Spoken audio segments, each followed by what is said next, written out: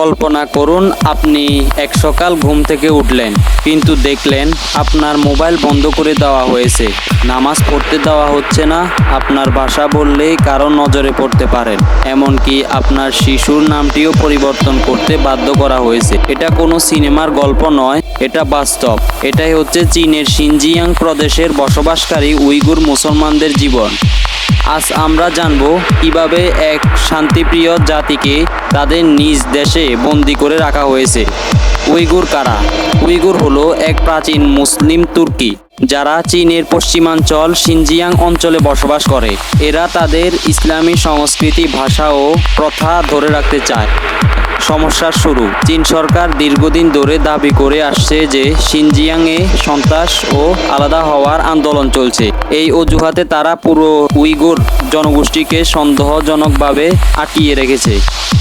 রহস্যময় হলো সরকার বলে এগুলো হলো ভোকেশনাল ট্রেনিং সেন্টার, কিন্তু মানবাধিকার সংগঠনগুলো বলছে এগুলো আসলে গোপন বন্দিশালা। এই গোপন বন্দিশালাগুলোতে রয়েছে প্রযুক্তির নজরদারি। শুধু তাই নয়, পুরো শিনজিয়াং অঞ্চলে রয়েছে পৃথিবীর সবচেয়ে উন্নত ফেস রেকর্ডিং ক্যামেরা সিস্টেম।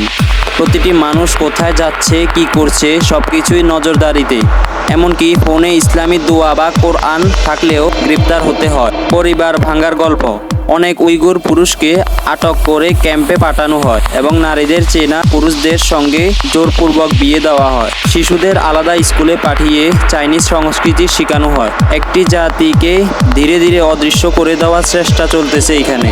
একটি জাতি যদি তার ধর্ম সংস্কৃতি হারিয়ে ফেলে তবে কি সে টিকে থাকতে পারে? উইগুর মুসলিমরা আজ প্রশ্ন করছে, আমরা কি শুধু মুসলিম বলে অপরাধী?